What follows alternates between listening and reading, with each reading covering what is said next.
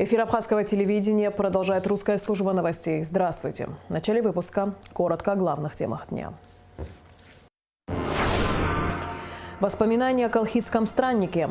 Состоялся видеомост Сухум-Москва, посвященный памяти абхазского и русского писателя, поэта, публициста Даура Зантария.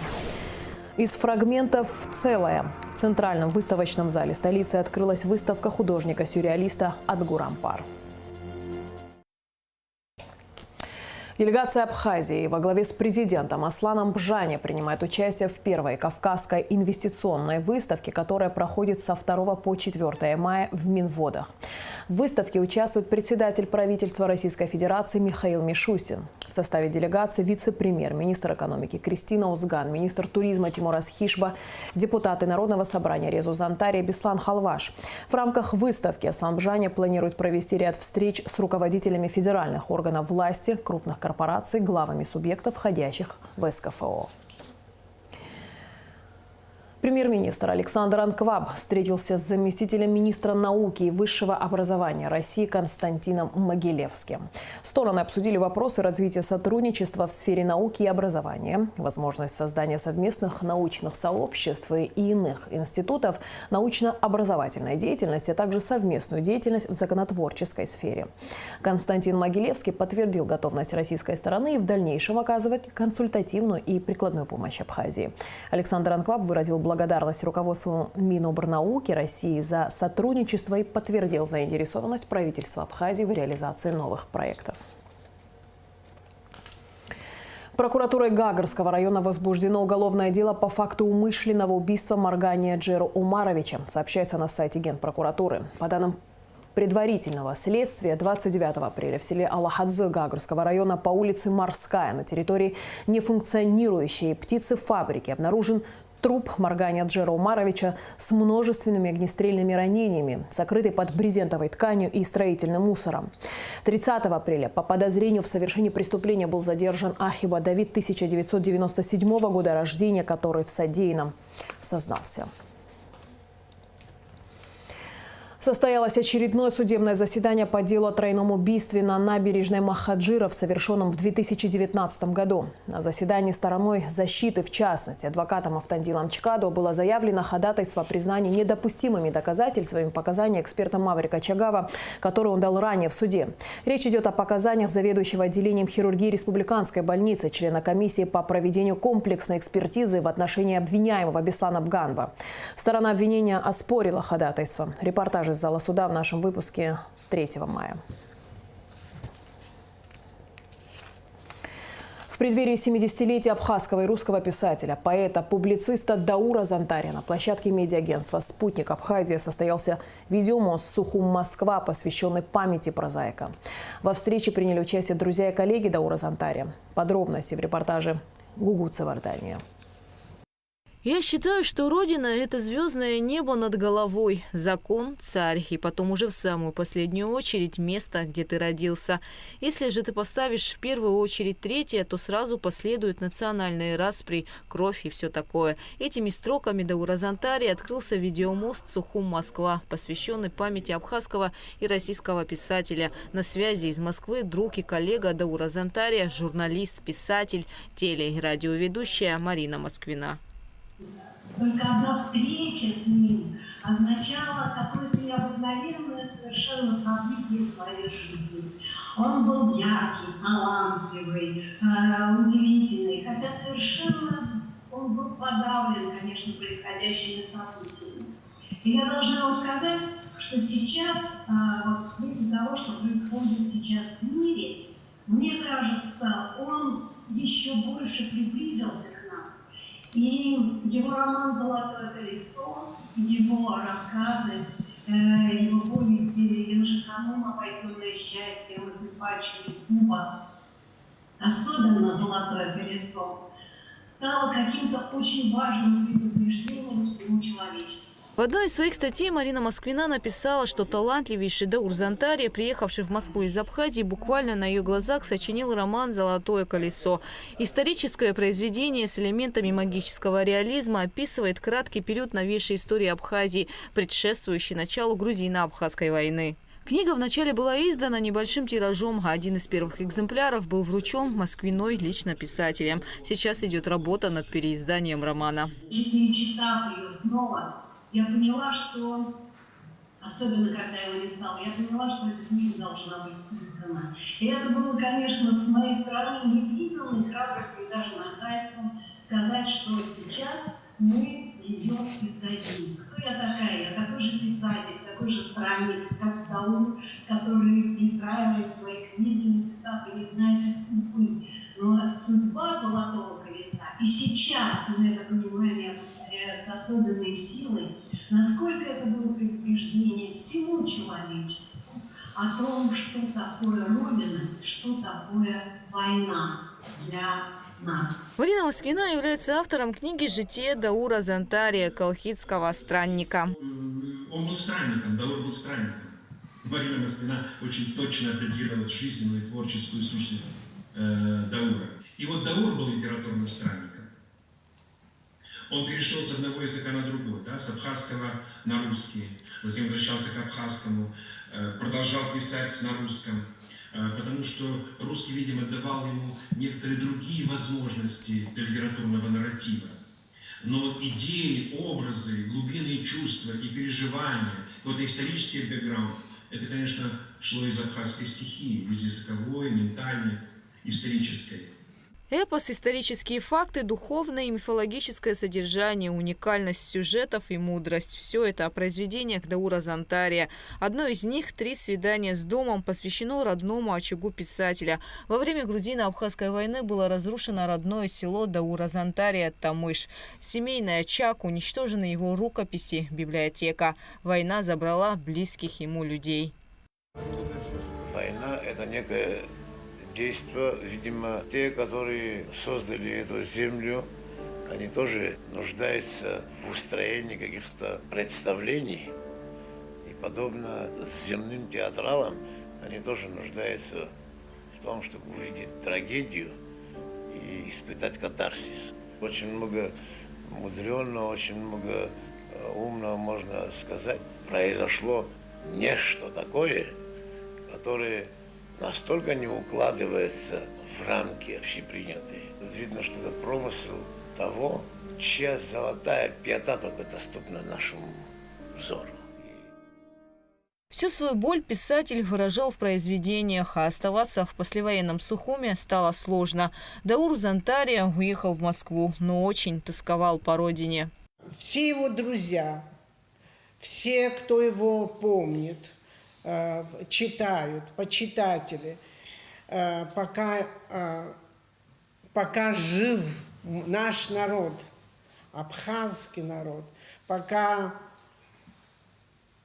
будут спорить, будут ставить спектакли, я абсолютно уверена, снимать фильмы по его произведениям, но его никто никогда не забудет. Он вернулся к нам, и он вечен, как наш народ, как гора Ирцах, к которой он часто обращался, и как страна наша Апсна. Русский поэт Игорь Сид проводит параллели в творчестве и судьбе Даура Зантария и Владимира Высоцкого. Писатель считает, что у этих талантливых людей много общего. Владимир Высоцкий и Даур Зантария, они во многом похожи своей собственной историей и биографически, и силой своего творчества, в том числе, и силой своей личности. И вот тут я хочу добавить к чисто, может быть, филологическим изысканиям необходимость исследования личности Даура и его биографии с точки зрения различных разделов антропологии, потому что, дорогие друзья, это был непростой человек. Это был человек с безусловными мистериальными способностями. Мы знаем, что это такое. В разные века это называлось по-разному. Это был, говоря простым литературным языком, удивительный человек, у которого были удивительные таланты, способности, в том числе талант еще с юности, талант видеть людей насквозь, понимать людей. Это некая такая информация, которая приходит далеко не каждому к концу жизни. Даур Зантария был наделен этим с ранних лет. В видеомосте приняли участие абхазские поэты, писатели, драматурги и литературные критики. На встрече, посвященной памяти писателя, присутствовал и его сын Нар. Даур Зантари ушел из жизни в августе 2001 года в возрасте 48 лет. В этом году, 25 мая, ему исполнилось бы 70. Гугу Савардани, Алексей Гухава, Абхазское телевидение. 1 мая в селе Кутола Чемчирского района состоялись традиционные конно-спортивные состязания, приуроченные к празднованию 30-й годовщины победы в Отечественной войне народа Абхазии. В соревнованиях по метанию копья памяти мастера спорта Абхазии Умара Кугоня первое место заняла команда села Кутол, второе – Уарчи, третье – Джгиарды. В состязаниях по конному футболу памяти мастеров спорта Абхазии братьев Алхаса и Гарика Палаванзе призовые места распределились также. Первое – Кутол, второе – Уарчи, третья Джгиарда.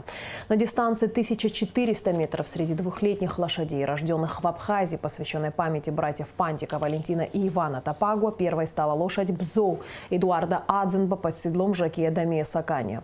В забеге на 1200 метров без седла первое место занял Саид Гурчиани. В забеге на дистанцию 2000 метров среди лошадей, рожденных в Абхазии, первое место заняла лошадь по кличке Фрэнки под седлом жокея Дмитрия Кардия, владелец лошади Наур Чичибая. В Абхазии прошла акция «Сухум Одесса», посвященная памяти погибших в Одессе 2 мая 2014 года. Участники акции запустили в море 48 бумажных корабликов по числу жертв трагедии. Организаторами мероприятия, которое проходит второй год подряд, выступили культурный фонд «Платформа» и общественная организация «Центр правозащиты российских граждан в Абхазии» при поддержке Ассоциации российских соотечественников Абхазии. В акции приняли участие представители АГУ, Дома Москвы в Сухуми, администрация Гулрыбского района, общественная организация Гулрыбш Россотрудничества, а также учащиеся средней школы номер 3 имени Воронова. После акции были розданы георгиевские ленточки.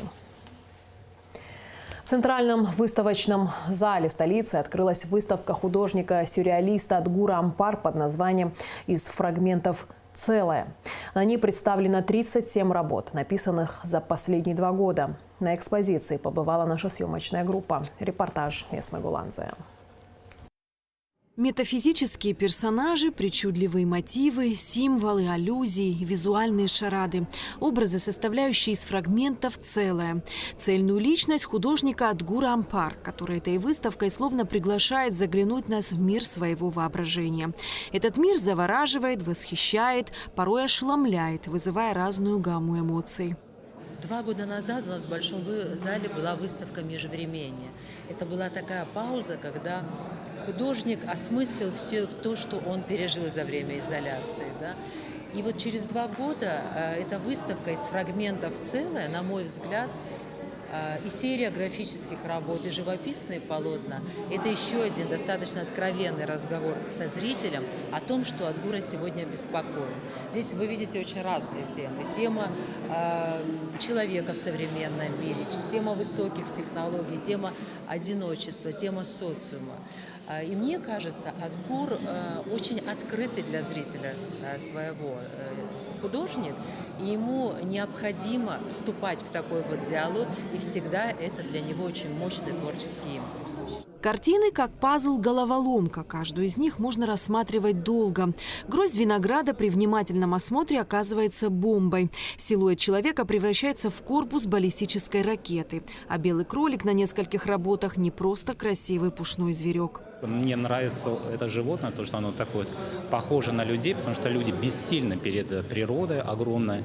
Да, и кролик, он похож на этих кроликов, хоть из себя кичимся, что-то пытаемся, но мы такие вот слабенькие. Тема какая? Это интерес автора, то бишь художника, новыми веяниями общечеловеческими, мировыми, там некие такой глобализацией какой-то, да, вот. Все, что несет это понятие в нашей жизни.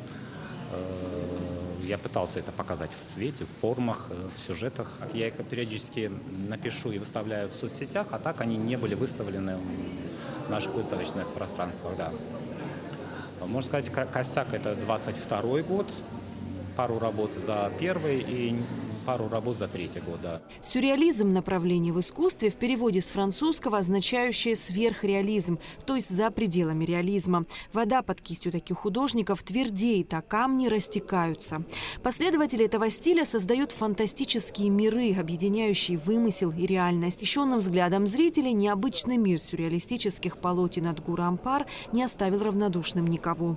Что я хочу сказать? Вот Эльвира Анатольевна в своей речи отметила, что практически каждые 2 года проходит выставка от ГУР «Твоя». Но я, к большому своему сожалению и, признаюсь, к своему стыду, я первый раз на твоей выставке, я раньше ее не видел. И, скажу честно, потрясен увиденным. Великолепные картины, великолепные работы. И я понимаю, вот как говорит Эльвира Анатольевна, что это может быть пока еще только середина творческого пути. И я представляю, сколько еще впереди нас всех ожидает. Хочу сказать, что, наверное, в кругу твоих фанатов прибыла. Вот. В качестве одного из таких будущих фанатов я уже тоже есть. Выставка из фрагментов целая объединила 23 живописных и 14 графических работ. Увидеть их можно в Центральном выставочном зале столицы до 12 мая. Эсма Гуланце, Алексей Гухава, Абхазское телевидение. В среду, 3 мая, оркестр имени Отара Хунцария даст благотворительный концерт в Гудаутском доме культуры. Все собранные средства будут переданы на нужды интернациональной бригады «Пятнашка», которая участвует в специальной военной операции России. В программе концерта 14 композиций, произведения абхазских композиторов, народные песни, эстрадная музыка.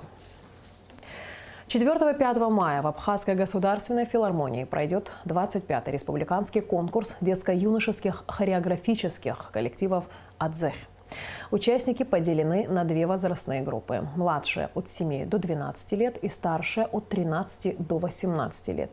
В программу конкурса также включена презентация нотного сборника «Танцевальная музыка абхазов», составленного народным артистом Абхазии, композитором Отаром Хунцария. И в завершении выпуска традиционно о погоде.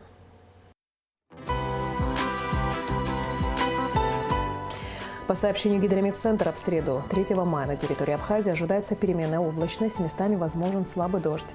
Температура воздуха ночью +6, 11, днем 12-17. Температура морской воды +13.